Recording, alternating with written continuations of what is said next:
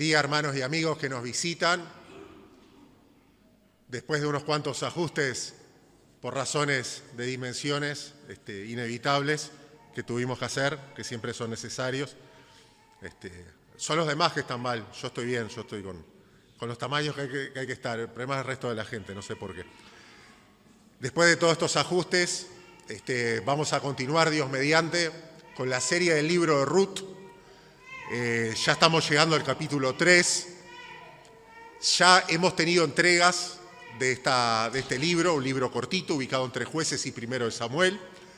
La primera de las entregas está en el canal de YouTube de la Iglesia, y si alguno quiere escuchar alguna de las siguientes que hubo, está el audio en la nube, es avisar nada más y se le puede alcanzar el link para poder escucharlo en audio también, no hay ningún problema. De todos modos, no es necesario haber escuchado ninguna de las entregas anteriores para poder entender y engancharse, y por eso vamos a hacer también un breve repaso. Ruth, o la historia, mejor dicho, de Noemí, la señora israelita que fue con su esposo y sus 2 hijos a la tierra de Moab, un pueblo enemigo, buscando mejores oportunidades, y le fue muy mal. Falleció el esposo, los 2 hijos se llegaron a casar, pero fallecieron ellos también, y se quedó con las 2 nueras viudas, nada más. Ella viuda también, totalmente desamparadas, como veíamos el otro día, como solía pasar en ese momento. Y lo que hace ella entonces es regresar a la tierra de Israel porque escuchó de que había bendición de Dios. Y cuando está regresando, justamente las nueras la empiezan a seguir, y ella le dice justamente a ellas, le dice: ¿para qué me van a seguir? Conmigo no tiene ningún futuro. Miren la situación en la que estoy. Una se va, pero la otra, que es Ruth, que es justamente la principal, la heroína acá de esta historia, dice varias cosas: que va a seguir a su Dios, que va a seguir a su suegra, que la va a acompañar hasta esa tierra y va a morir allí. Entonces abandona a sus dioses, abandona también la familia que sea que tuviera, no sabemos, allá en Moab, y se va en busca de lo desconocido por medio de la fe a seguir a su suegra. Llegan, la gente se asombra, y lo que hacen, entonces, usan un recurso de la ley. Estaban desamparadas, con hambre, comenzaba la cosecha, entonces lo que podían hacer era espigar, que es, cuando arrancaban los cosechadores a trabajar, ir detrás juntando las espigas que quedaban tiradas en el piso, que no estaban en los atados, e irlas recolectando y así hacerse su pequeña cosecha. Y ella arranca justamente porque la ley la amparaba, pero resulta que va a parar al campo de Booz, que era un pariente de Elimelec, de su suegro fallecido, y resulta que este es un hombre de Dios, que trata bien a sus empleados, que los bendice, y que la ve, pregunta quién es. Ya había escuchado un poco la historia de ella y le asegura todo. Le asegura, primero, que tenga acceso al agua. Segundo, que los empleados de él no la molesten a ella mientras está haciendo ese trabajito. Es más, que la ayuden, que le dejen alguna espiga de masa ahí a la mano para que ella pueda agarrarlo. Le invita con la comida, para que participe en la comida comunal con todos, para que se sirva. Habla bien con ella, habla bien a su corazón. El mejor recibimiento que podía tener. Y Ruth, cuando termina la jornada, se da con una cantidad de grano de cebada impresionante que casi ni lo podía cargar. Y se lo lleva y se lo muestra a la suegra, y la suegra no puede creer, le explica lo que pasó, y la suegra empieza a ver la bendición de Dios, que estaba llena de tanta amargura. Y así fue una primera jornada, y desde ese momento una de las cosas que Booz le había dicho a Ruth es que no se fuera por ahí a trabajar a otro campo, por ahí, por no molestar, siempre en el mismo campo, que se repartiera en otros campos. Queda medio sobreentendido. Y Booz le dice que no, que ni se moleste en ir a otros campos, que se quede toda la siega, durante todos esos 3 meses que iban a durar, se quede trabajando ahí en el campo, que ella iba a ser bien recibida. Entonces Ruth se queda esos 3 meses trabajando. Pero se está terminando justamente la siega, se está terminando, y esto, si bien parece que juntaron mucho grano, tanto Ruth como Noemí, y les daba, según algunos cálculos, para varios años de vida incluso, para sostenerse, de todos modos estaba terminando esa etapa. ¿Y qué venía a continuación? Y eso nos trae entonces a Ruth, capítulo 3, que los voy a invitar a leer Ruth capítulo 3, el capítulo entero, del 1 al 18, aquellos que lo puedan seguir en sus Biblias, aunque sean versiones distintas. Algunos, si ve que tiene Biblia y ve que el compañero que está sentado al lado no tiene, puede compartir mejor, y si no, no hay problema, voy a tratar de leerlo lo más despacio y claro, así se entiende qué fue lo que pasó. Ruth capítulo 3, todo el capítulo 3 hasta el verso 18, que dice así: Después, su suegra Noemí le dijo: «Hija mía, ¿no he de buscar seguridad para ti, para que te vaya bien? Ahora pues, ¿no es Booz nuestro pariente con cuyas criadas estabas? Mira, él va a aventar cebada en la era esta noche. Lávate, pues, perfúmate y ponte tu mejor vestido, y baja a la era, pero no te des a conocer al hombre hasta que haya acabado de comer y beber. Y sucederá que cuando él se acueste, notarás el lugar donde se acuesta. Irás, descubrirás sus pies y te acostarás. Entonces él te dirá todo lo que debes hacer». Ella respondió: «Todo lo que me dices, haré». Descendió, pues, Rut a la era e hizo todo lo que su suegra le había mandado. Cuando Booz hubo comido y bebido, y su corazón estaba contento, fue a acostarse al pie del montón de grano, y ella vino calladamente, le destapó los pies y se acostó.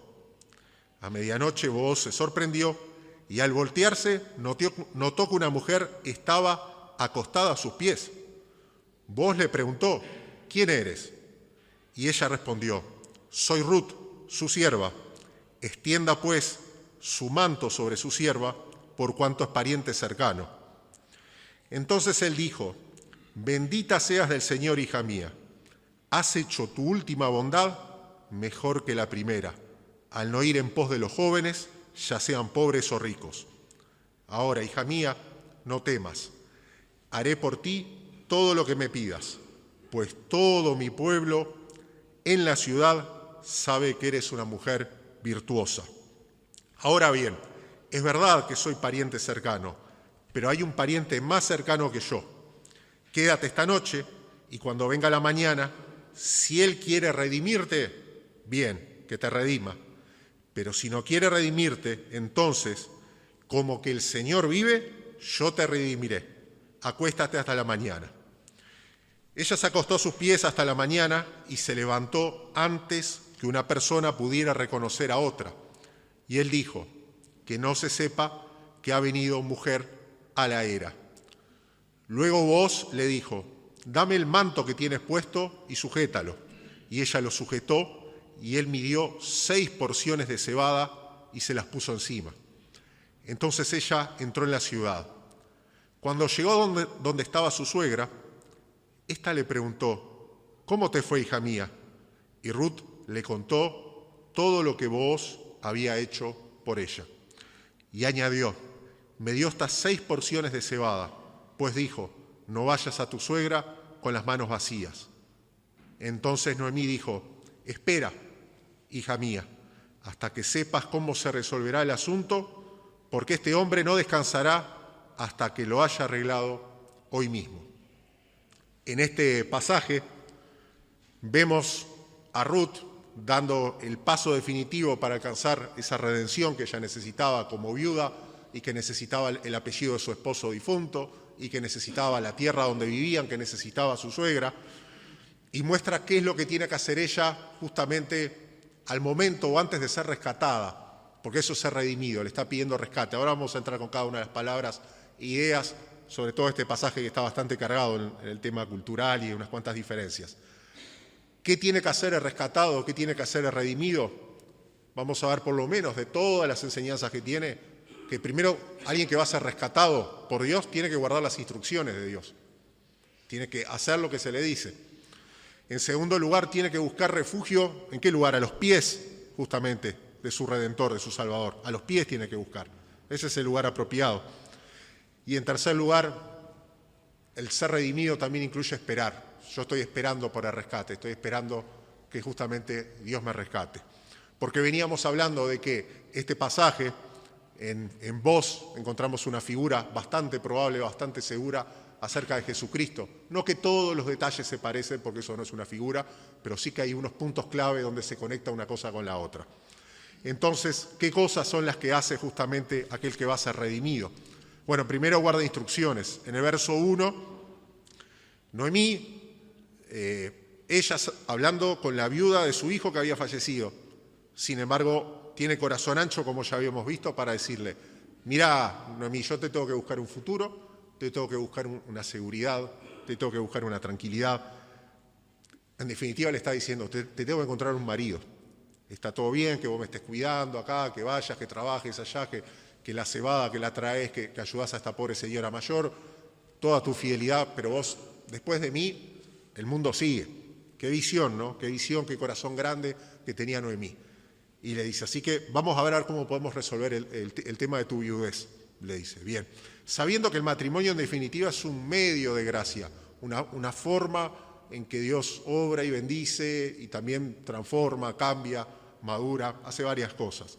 Lo dice desde Génesis 2, antes de la caída, dice Dios, no es bueno que el hombre esté solo. No había ocurrido la caída todavía y ya Dios detectó algo que no era bueno. Y dice Proverbios 18, el que haya esposa, haya el bien y haya la bendición de Jehová.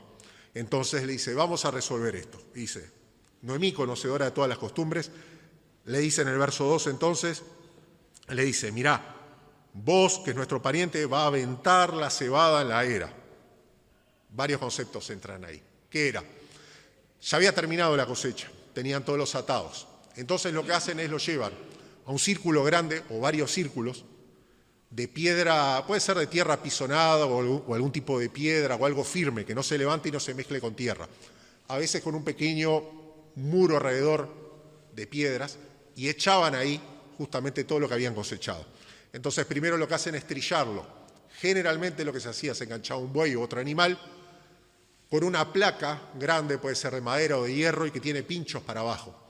El trillador se para arriba de la placa y va llevando el animal y con su propio peso empiezan a girar y lo que hace va deshaciendo lo que se cosechó, en este caso la cebada, y va separando el grano de todo lo demás que se tira, la rama, la paja, todo lo que no sirve, lo va separando. Después de terminar de trillar, ya quedó separado, el tema es que está todo mezclado, todo junto. Entonces se llevan el buey, se llevan el trillo y ahí vienen todos a trabajar, y una parte que lleva bastante trabajo de hombro, era más que ir a hacer spinning o cualquier otra crossfit o cualquier cosa que hubiera por ahí, y lo que tienen que hacer es agarrar los aventadores, que pueden tener forma de pala o forma de rastrillo, y cada uno lo va clavando, lo va tirando al aire, tiene que ser un momento que sople el viento, entonces el viento se lleva todo lo que es el desperdicio y lo que cae es el grano. Es fácil decirlo, hay que imaginarse hacerlo, ¿no? La fuerza de brazo que se precisa, muchos hombres trabajando, y de esa manera van limpiando el grano hasta que al final queda el grano. Después a veces lo pasan también por un sarnidor, hacen alguna otra limpieza más fina, pero esa era la parte más pesada de todas, era el aventar el grano en la era, darle viento al grano en la era. Y ahí es un momento de festejo, porque cuando termina eso, y sí se puede decir que la cosecha ya terminó. Se puede guardar, almacenar, vender, pero ya el grano está pronto para su consumo, digamos, ¿no? Para después procesarlo y, bueno, después llevarlo al molino, lo que sea. Entonces era un momento de festejo. Cuando terminaban de aventar, comían, bebían y después descansaban y después al otro día se encargaban. No tenían tiempo de empaquetar el grano porque generalmente era de noche, que en ese lugar soplaban los vientos. Entonces lo que hacían, se quedaban durmiendo ahí. Y le dice, en el verso 3, sabiendo que hace todo eso, le dice entonces a ella que se arregle. Le dice, mirá, ponete, depende de la traducción, ponete un vestido, el mejor vestido, el vestido, no sé, algo, ponete. Perfumate o pasarte aceite, no sé, algo le dice, algo también, bañate. Pequeño detalle también le dice, que se lave, que se bañe. Antes de todo, ¿no? Porque el perfume está todo bien, el vestido está todo bien, pero primero que pasara por el agua, le dice, ¿no? Justamente. Es importante de que Ruth le hace caso en todas esas instrucciones. Seguramente no tenía muchas ropas lujosas, justamente por la situación de ella para ponerse, y seguramente si tenía algún perfume no era de gran calidad tampoco, pero se arregla lo mejor posible. No para aparentar ser otra persona que no es, simplemente para comunicar algo de una forma más clara, más interesada y más respetuosa. Por supuesto que en todas esas cosas se puede pecar, pero no es el tema de hoy, en cuanto a la apariencia, a la superficialidad, pero no es el tema de hoy. Por eso cuando vamos a una entrevista laboral también intentamos pasar por un baño, por lo menos, no sé, estar un poco más prolijos de esa manera, porque en definitiva el aseo, la buena presentación comunica cosas y las comunica en forma positiva. Y también una forma de indicar que no estaba de luto. Pero lo que le dice en el verso 3 es de que no lo moleste hasta que él termine de comer y de beber. Iba a estar cansado vos, con los hombros doliéndole, porque él también parece que era un buen hombre, trabajaba también, no eran solo los empleados. Iba a estar agotado, y dice en el verso 4, cuando él se acueste, vas a fijarte el lugar donde se acuesta. Y con eso, ahí ya está diciendo, claro, ya era de noche, está diciendo que no estaban solos. La era un lugar abierto, como recién escribimos. ¿Está bien? No es un lugar techado, no es en un galpón que ocurrió esto. Esto ocurrió completamente al aire libre. Él por eso se va a tapar en una frazada y va a dormir. Esto es en el campo. ¿Qué pasaba? El montón de grano, suponiendo que fue abundante, era enorme. Entonces lo que normalmente, con alguna variante, hacían los hombres, tanto el dueño del grano como los empleados de él, lo rodeaban y se echaban a dormir a montar guardia de noche. Porque podían venir ladrones, podía venir alguien, una bestia salvaje, el vandalismo, me contaba mi abuelo en campaña, se acostumbraba mucho de que alguien terminaba una cosecha, venía un envidioso y le prendía fuego lo que había cosechado, lamentablemente, ¿no? Pasaba 2 por 3. Entonces también tenía que venir y cuidar. Entonces varios hombres se tiraban y, yo qué sé, 4 o 6, no sé, la cantidad que hubiera, separados cada tanto, todos con la cabeza hacia el montón de grano, y de esa manera estaban escuchando y dormían ahí. Llegaban a escuchar un ruido de noche y se levantaban. Tal vez estaban armados, tal vez tenían algo.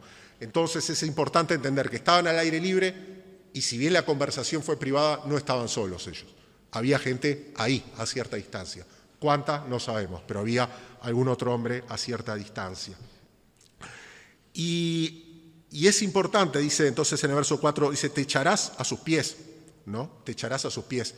Que se pone en perpendicular ella, le dice que se ponga en perpendicular. Ahora vamos a ver un poco, porque igual el pasaje está difícil, está bastante difícil por varios detalles, pero se pone en perpendicular de los pies. Es interesante que está lejos del alcance de las manos de él, están como medio incómodos los dos para hablar, pero a una distancia que puedan mantener una conversación.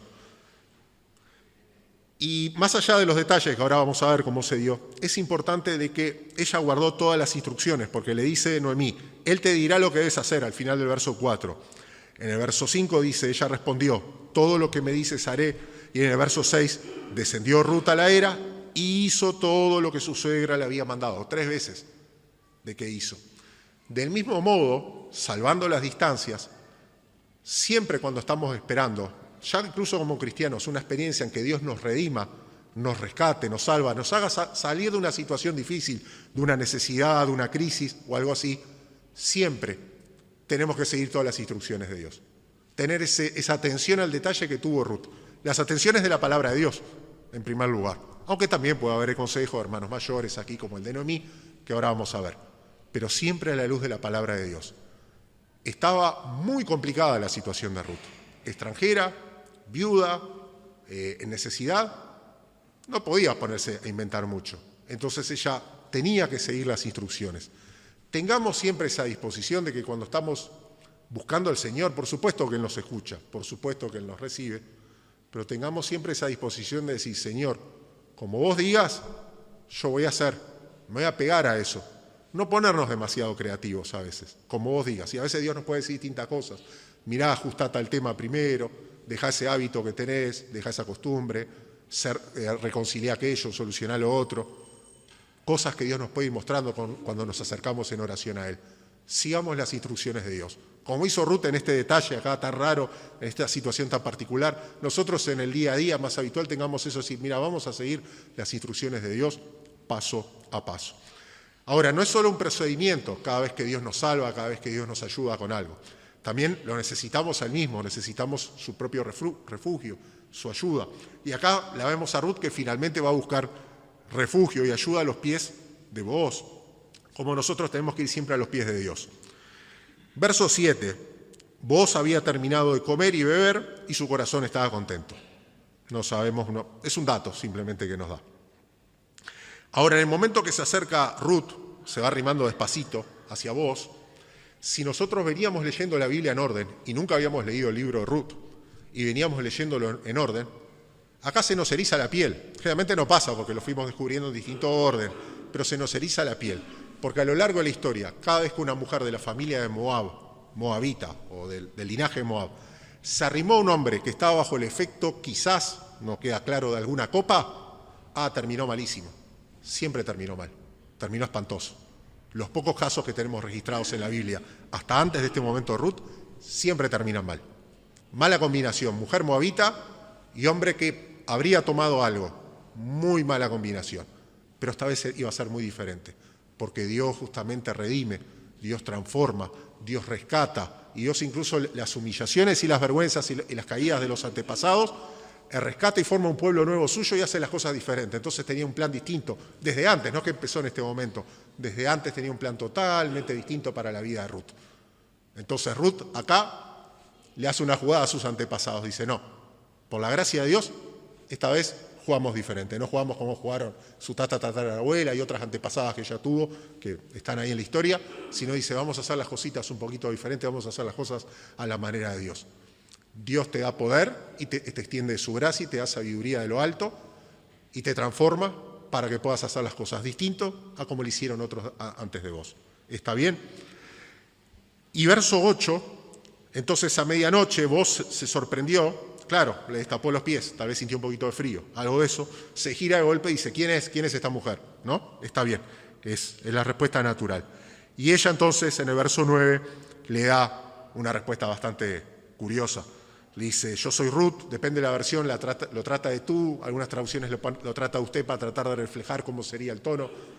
Le dice, ella es Ruth, es su sierva, y le pida de que extienda su manto, no necesariamente en ese momento, extienda su manto sobre su sierva, porque él es pariente cercano. En el lenguaje, en la forma de hablar de los hebreos, le estaba empujando a vos. Dice, vamos vos, haga lo suyo, apúrese, haga lo suyo.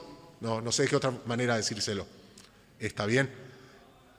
Echar el manto no necesariamente significaba matrimonio, significaba tomar posesión de algo, pero en este caso quedaba bien claro, ¿no? Fue el caso de Elías y Eliseo, también el llamamiento de Eliseo también hubo un manto que voló, significa tomar posesión, pero en este caso no había ninguna ambigüedad. Y la respuesta de Booz es de alegría, todavía medio dormido, medio lleno, cansado, con los hombros doliéndoles del tema de aventar el grano. Dice, bendita seas del Señor, hija mía, ahí se nota la diferencia de edad, has hecho tu última bondad mejor que la primera de ser fiel a Noemí, tu última bondad. Le está diciendo, has sido fiel a tu pacto en hebreo, has tenido amor de pacto, ¿está bien? Le dice, de la manera en que fuiste fiel a tu primer esposo hasta que murió, del mismo modo lo has hecho ahora, porque el matrimonio es eso, no es un contrato, no es un acuerdo, no es un veremos, es un pacto. Malaquías capítulo 2, es un pacto, entonces le está hablando en esos términos. Y le dice, ahora hija mía, le agradece también de que él se imaginaba, ¿no?, que ibas a ir detrás de los jóvenes, tuvieran plata, no tuvieran plata, ibas a ir detrás de los jóvenes, no te ibas a fijar en un hombre más mayor como yo. Y le dice, ahora bien, hija mía, no temas, voy a hacer todo lo que me pidas. Interesante, ella hizo todo lo que le había sido dicho, y ahora vos dice, yo voy a hacer todo lo que vos me pidas. Todo mi pueblo en la ciudad sabe que eres una mujer virtuosa. Todos saben de que eres una mujer virtuosa. Interesante, están cambiando las palabras. Es la misma palabra en hebreo cuando presentan a vos, cuando lo leímos antes y dicen que era un hombre valiente, es la misma palabra, masculino o femenino. Vos era un hombre virtuoso o valiente. Ruth era una mujer virtuosa o valiente, o de valor. La misma palabra que se utilizó para rey David, para guerreros, para distintos personajes. La mujer virtuosa, que como dice Proverbios 12, es corona de su marido, o más conocido todavía, Proverbios 31 da una serie de características, dice, mujer virtuosa, ¿quién la hallará? Saben que en la Biblia hebrea está contestada esa pregunta, ¿no? En la Biblia original, como en el orden que lo leen los judíos, está contestado. ¿Por qué? Porque termina Proverbios, ellos tienen cambiado el orden de los libros del Antiguo Testamento. Termina Proverbios diciendo, mujer virtuosa, ¿quién la hallará? Y queda ahí un poco, bueno, da una descripción, menciona otras cosas, pero digamos es el último gran tema que toca el libro de Proverbios. Termina el libro de Proverbios y viene el libro de Ruth, en ese orden. Acá no, acá lo tenemos en orden histórico. Entonces Proverbios termina preguntando, mujer virtuosa, ¿quién la hallará? Y aparece el libro de Ruth a continuación, en el canon hebreo, y dice, Ruth, acá está la respuesta. ¿Viuda, extranjera? Sí, viuda y extranjera. Sí. ¿Pobre también? Sí, pobre. ¿Que anda juntando ahí lo que sobró? Sí, también. Acá está. Impresionante, ¿no? Nosotros al cambiar el orden de los libros, por un tema de edición, no es que esté mal necesariamente, está bien, un tema de claridad, perdimos ese detalle, ya no lo estamos viendo más. Ruth es la respuesta al final de Proverbios. Interesante. Y ahora, ¿cómo que era virtuosa? ¿Cómo sabía que era virtuosa? Bueno, lo pudo ver en la manera que ella modeló su carácter y ella pudo ver en la manera que él modeló el carácter, la manera en que él la recibió, que la trató en forma respetuosa, con honra, cómo actuó en forma generosa con ella esos 3 meses anteriores, y ella también lo había mostrado. ¿Está bien? No eran esposo y esposa hasta ese momento, entonces no le podía exigir, vos más vale que seas un hombre de valor, vos más vale que seas una mujer virtuosa. No se podían exigir eso, pero lo habían venido modelando, quizás es la palabra, lo habían venido mostrando en todo este tiempo. Por ejemplo, en Efesios 5:33 resume bien el carácter de Ruth y de Booz. Dice, cada uno de ustedes, Efesios 5:33, no lo busquen, cada uno de ustedes ame también a su mujer como a sí mismo. Booz hizo con Ruth como que hubiera sido él el que hubiera tenido que venir a trabajar al campo. La trató a Ruth como, mire, si hubiera sido yo el que hubiera tenido que venir con hambre a buscar acá las espiguitas, la trató igual. La amó como a sí mismo, o modeló, está bien, no era la esposa, modeló. Y la mujer respeta a su marido, bueno, ya lo vemos en el tono, en las formas, en las palabras de este pasaje que estamos viendo, de los anteriores también, de que de esa manera Ruth también lo iba modelando. Ahora, aparte de que Dios, por supuesto, algunos distintos tipos de necesidades lo puede contestar a través de distintas personas, siempre la solución, en definitiva, a cualquier necesidad que tengamos, en cualquier etapa de la vida, en cualquier circunstancia que estamos, la vamos a encontrar en Jesucristo. Dijimos que Jesús es nuestro Redentor. Habíamos leído varios pasajes la vez anterior del Nuevo Testamento que dice que es Él el que redime. Él es el Redentor por excelencia, mucho mejor que vos todavía. Porque Él realmente tiene toda la virtud. Como dice el Salmo 118:15, la derecha, la diestra del Señor hace proezas, hace cosas de valiente, hace cosas de virtuoso. Entonces es a los pies de Cristo a quien tenemos que ir siempre, en cualquier circunstancia, y pedirle realmente que nos cubra con su poder, con su autoridad, con su salvación a aquellos que no lo conocen todavía, porque si no lo tenés a Cristo como Señor y Salvador, hay un parecido en esto, en el sentido de que vos tenés que ir a los pies de Cristo, tenés que ir a los pies de Jesucristo, más allá de los detalles, que el frío, que la era, que todo lo demás, aunque alguno puede haber alguna figura más ahí, pero no nos vayamos por las ramas. Tenés que ir a los pies de Cristo y pedir que te rescate, porque Él es el rescatador por excelencia, el que puede rescatar a todos, de la situación que sea, pero sobre todo del pecado, sobre todo del reino de Satanás. ¿Está bien? Él es tu rescatador, Él es tu redentor. Ruth fue medio arriesgando. ¿Cómo mirá? La mandó la suegra a la guerra. La suegra sabía, vio cómo era todo y vio que calculó que iba a marchar todo bien, pero se sintió medio como que iba a la guerra. Pero con Cristo no vas a la guerra. Sabes que siempre, habiendo aliento, hay esperanza y Él siempre te va a recibir a sus pies. Amén. Busquemos entonces, guardemos las instrucciones de Dios y busquemos refugio a los pies de Dios. Por último, hay momentos en que tenemos que parar y estamos esperando el rescate de Dios y vamos a tener que armarnos de paciencia y vamos a tener que esperar, simplemente esperar. Dice en el verso 12, le aclara que había un problemita, le dice Booz. Dios quiere, lo vamos a ver en la próxima entrega, bien qué consistía ese problema, y también tiene alguna figura ahí. Le dice, mirá, el tema es así. La ley obligaba a Levítico 25 que los que tenían que redimir sí o sí eran los hermanos. En este caso no había hermanos.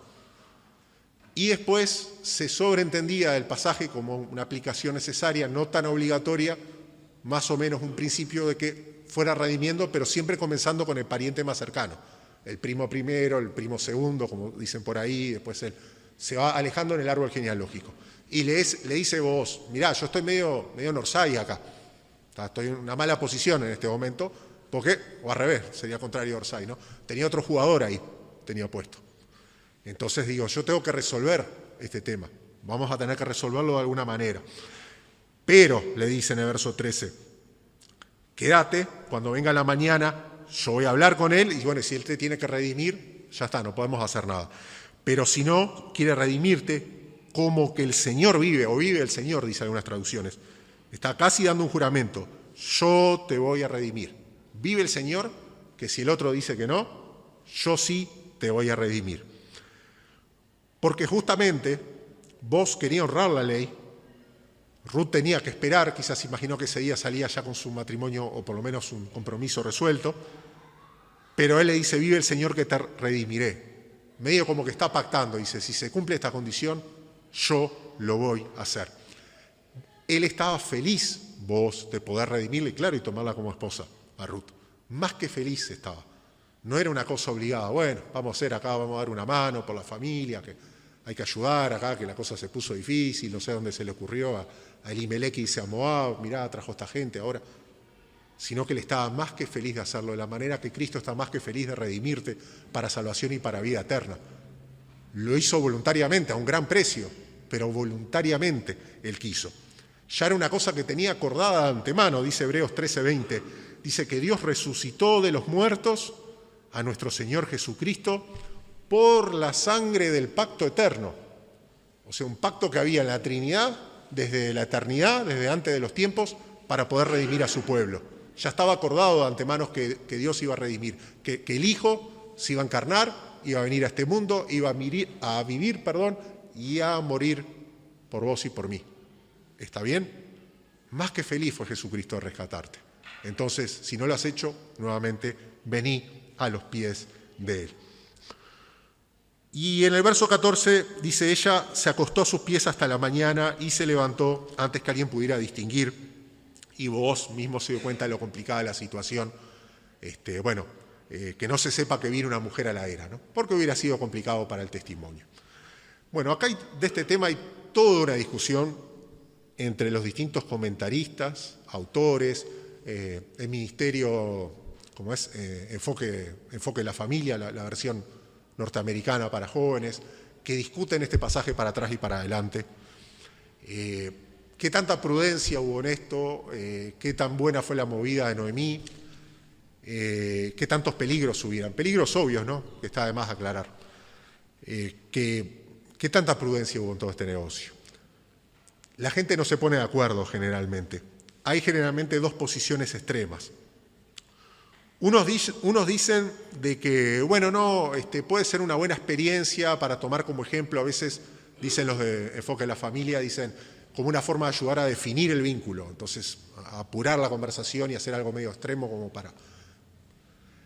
Otros se van al otro extremo y dicen, mirá, esto es de otra cultura, es de otra época, además tenía otros riesgos, en una situación muy particular, la verdad que no tiene ninguna aplicación para hoy. Quizás la respuesta está, no sé si en el medio, pero en algún punto en el medio.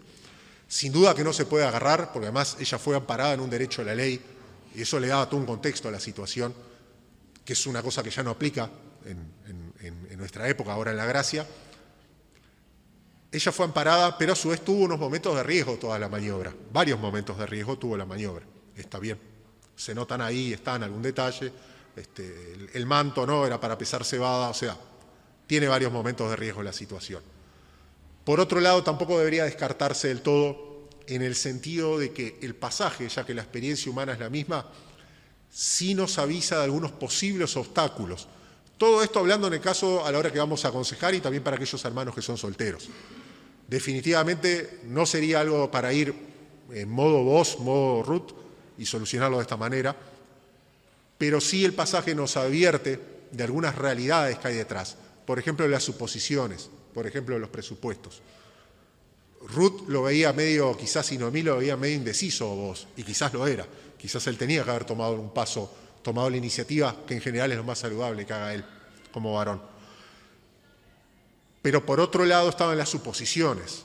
Vos suponía de que como él era un hombre mayor, Ruth iba a preferir un hombre joven. Vos suponía de que como había un pariente más cercano, entonces quizás la cosa quizás ya había tratativas o por ese lado se estaba hablando y resulta que nadie estaba enterado, salvo él del pariente cercano. O Noemí se cayó la boca.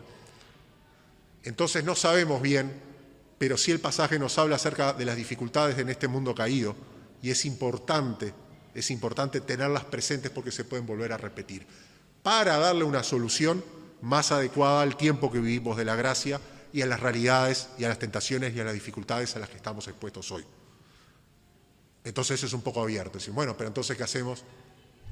Ayuno y oración, hermano. Y todo el consejo de la palabra de Dios. Esta es una experiencia bíblica. No pretende ser normativa, pero tampoco es de desechar completamente. Decir, no, esto no aplica a nada. No, hay muchos detalles entre medio, incluso algunos que leyéndolo quizás no los pudimos compartir hoy, pero se pueden leer, que pueden ser muy, pero muy ilustrativos y pueden llegar a servir.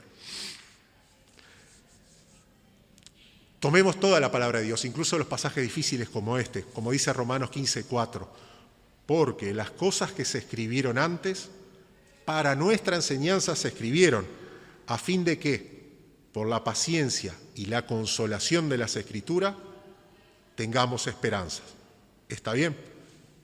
Llega Ruth entonces, con su cargamento de grano, le pregunta a Noemí cómo te fue. En realidad le hace una pregunta graciosa a Noemí. Le dice, ¿quién sos? Como diciendo, ¿te puedo llamar ahora señora Ruth de vos? Algo así le está haciendo la pregunta. Le dice, ¿quién sos? Le está diciendo en el hebreo original. Y ahí le dice Ruth, momento, suegra, todavía hay unos obstáculos por pasar todavía. Y le cuenta todo lo que pasó. ¿Está bien? Bueno, entonces ahí es donde le dice la suegra, al cerrar, le dice, bueno, esperá. Dice, esperá, hija mía, verso 18, hasta que sepas cómo se resolverá el asunto, porque este hombre no descansará hasta que lo haya arreglado hoy mismo. Ya estaba madrugando, dice, hasta que lo haya arreglado hoy mismo. Cosa que vamos a ver cómo lo arregló en la próxima. Pero lo importante es que le dice que espere.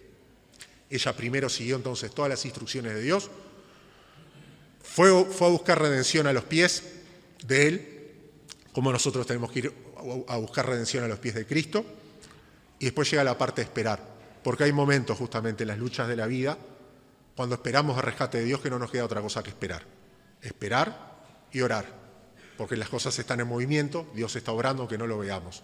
Tenía que esperar, tenía que orar y tenía que ser paciente. Si ella llegaba a ir de vuelta a hablar con vos, o llegaba a ir a averiguar a ver dónde está el pariente aquel, o a ver esto, o ver lo otro, se iba a complicar todo. Entonces era el momento justamente de esperar.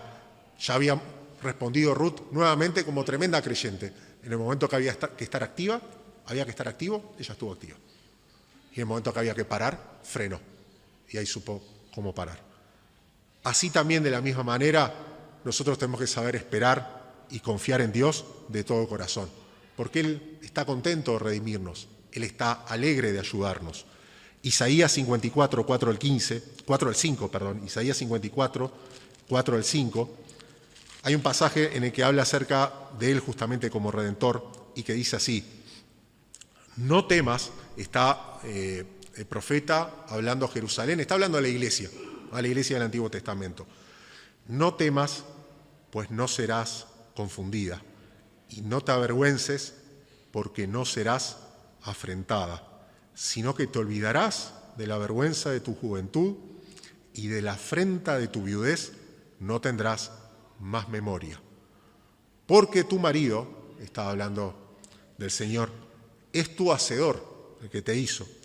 Jehová de los ejércitos es su nombre, y tu redentor, mejor redentor que vos, el Santo de Israel, Dios de toda la tierra, será llamado. Jehová de los ejércitos es tu redentor, y si no lo conoces aún, puede ser tu redentor. Anda humildemente llamándolo Señor, y eso sí, no es algo de la cultura, esto sigue vigente hasta el día de hoy. Anda a los pies de Cristo llamándolo Señor, y pedile que te cubra, pedile que te rescate, pedile que te salve de tu condición, pedile que te haga uno de su familia, como solo Él puede hacerlo. Y todos aquellos que estamos en Cristo, siempre cuando nos acerquemos al Señor en oración, que seamos como Ruth de alguna manera, salvando la figura, que nos arrimemos a los pies de Cristo. No se tiró a hablarle cara a cara, siempre a los pies de Cristo, porque no merecemos nada y siempre apelamos a las misericordias y a las bondades de Él. Amén.